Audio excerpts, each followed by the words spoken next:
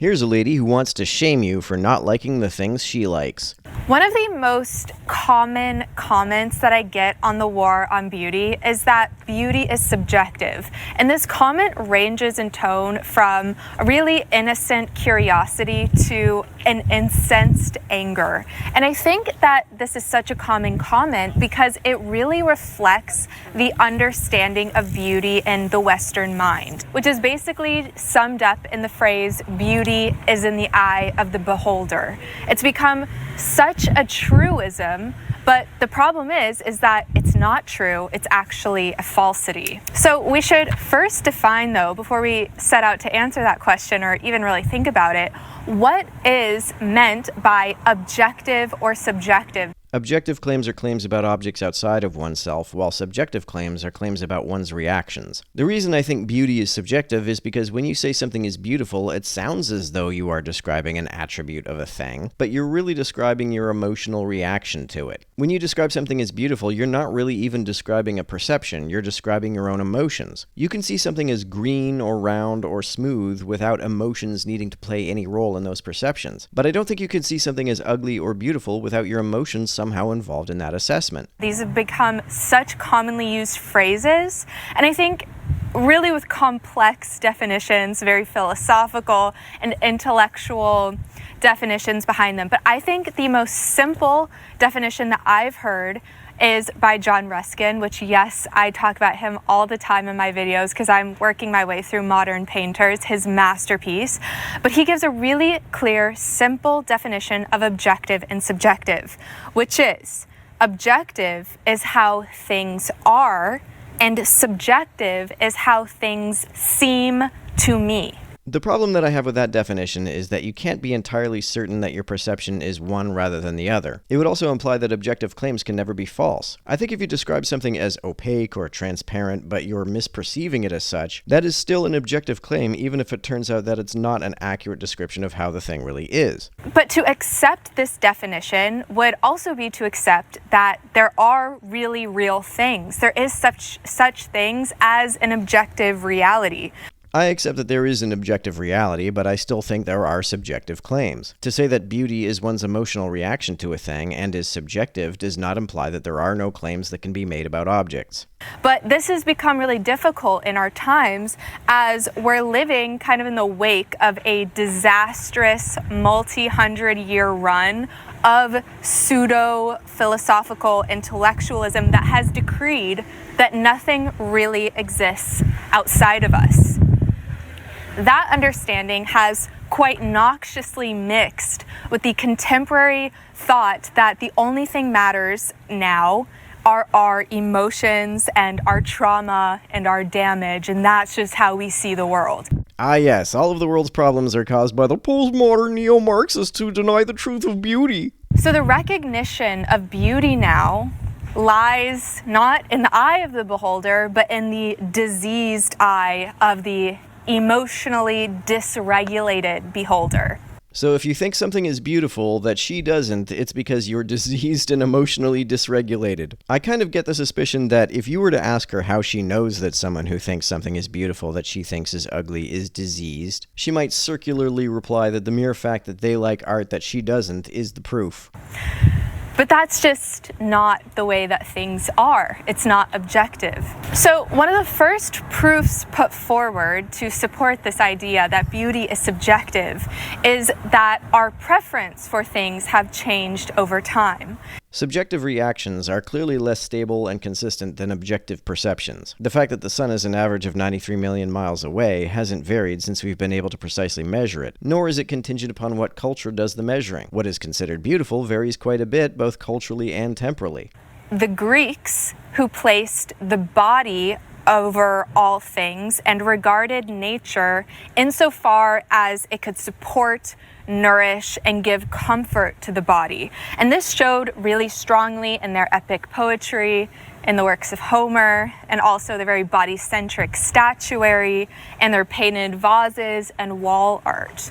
But then let's compare them to the medievals, who with their Christianity, which changed their view of the world, and living in an altogether different society than the ancients, gave more honor to nature for nature's sake, including a shifting view of things like the mountains, which the Greeks greatly disliked and feared. Didn't the Greeks believe that the gods they worshipped lived in Mount Olympus?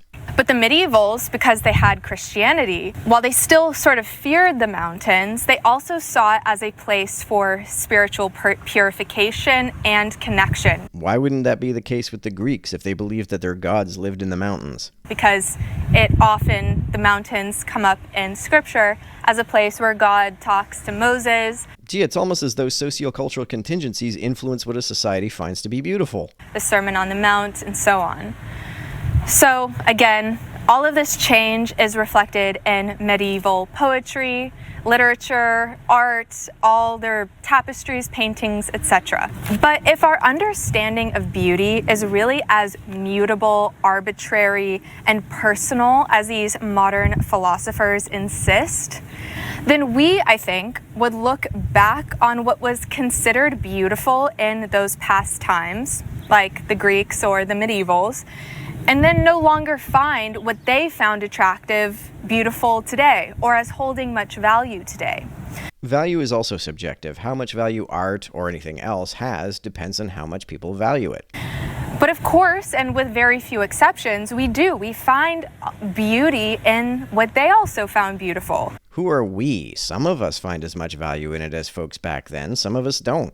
We can look at a statue from ancient Greece and get just as much aesthetic satisfaction, if not maybe more, than a contemporary viewer would. Some of us would, some of us wouldn't. And nor do we look at works made closer to our own time and scrap them just because our style has changed. Wait, scrap which? Scrap current works or scrap older works? If you mean we don't scrap older works, I don't hear a lot of people saying that we should do that. Keep them for the folks that like them and let the folks who like something different to make and keep stuff that's different. For example, they're still selling 19th century William Morris prints alongside 1990s Laura Ashley prints at Home Goods. Styles have changed, but we still find value in that work. Ah yes, the true test of objective beauty is whether you can buy it at Home Goods. What's your point? People still buy lots of old art and new art that you probably think is garbage. And we can use another non-art example to illustrate this point further, because sometimes we get wrapped up in the fact that we are now projecting this whole beauty is in the eye of the beholder so hard onto art. But let's talk about flowers instead.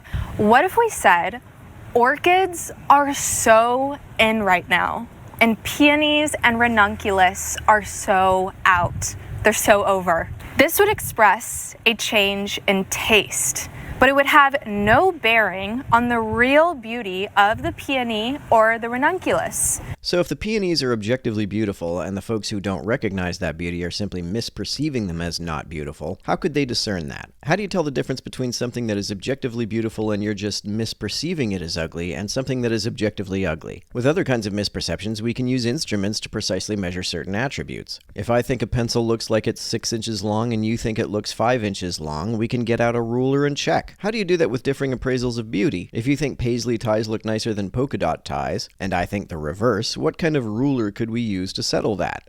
We would never say that just because they're a little bit less popular in arrangements now, that ranunculus is somehow now devoid of beauty. If literally nobody saw them as beautiful, then I would say that they are devoid of beauty. If there was some kind of objective beauty, but nobody was able to perceive it, then of what consequence is that beauty? The existence of such beauty would be indistinguishable from its non-existence, and therefore saying that it is beautiful would be meaningless. If everyone on the planet became unable to perceive the fact that bears can outrun humans, the moment they take that misperception on a bear hunting trip, there will be consequences that they will be able to perceive. What consequences would result if something is objectively beautiful but nobody could perceive that beauty? If someone did try to argue that point, we would say that they're really untethered from reality and are just speaking bizarrely.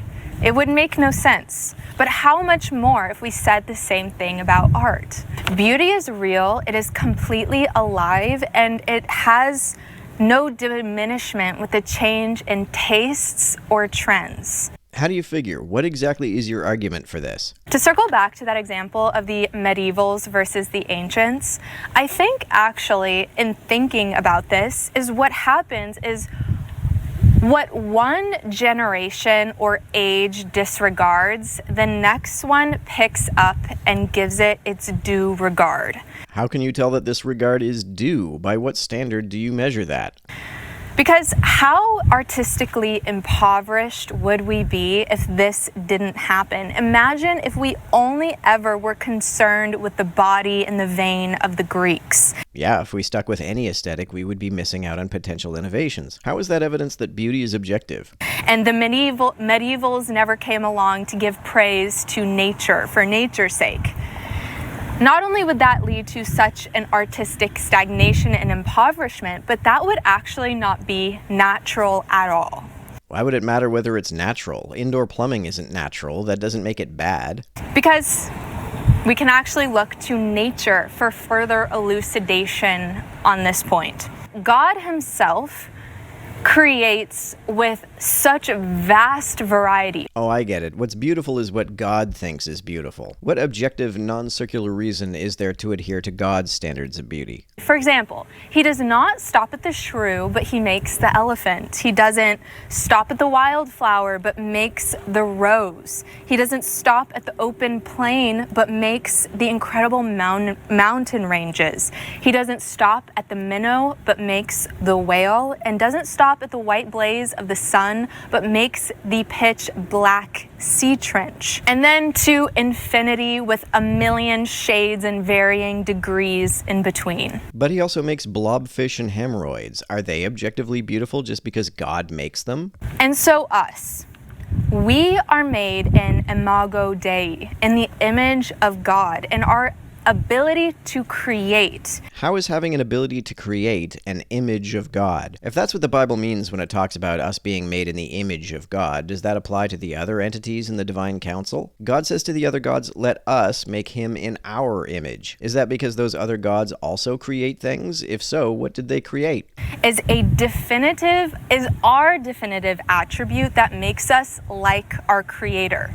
We create because he creates. So what does it even mean, though, to create? Well, whether done by God or by man, to create anything in reality is to put life in it.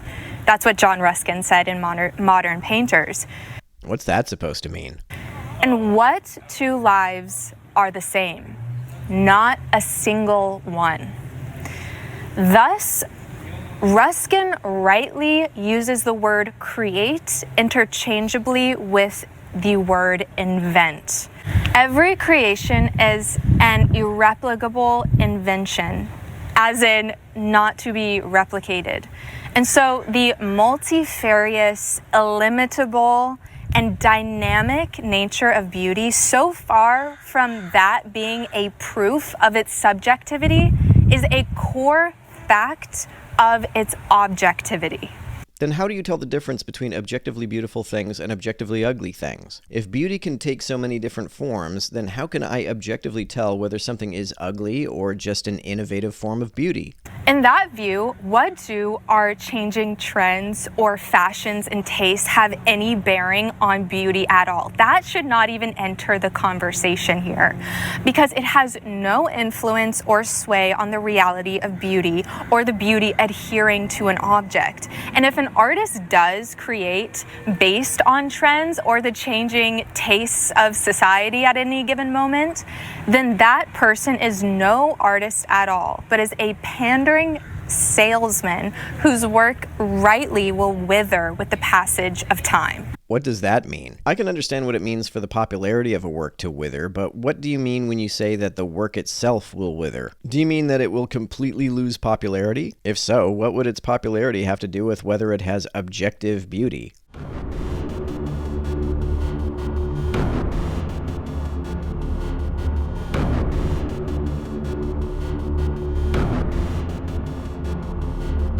To everyone who helps me out on Patreon, you're a big help. Thanks so much.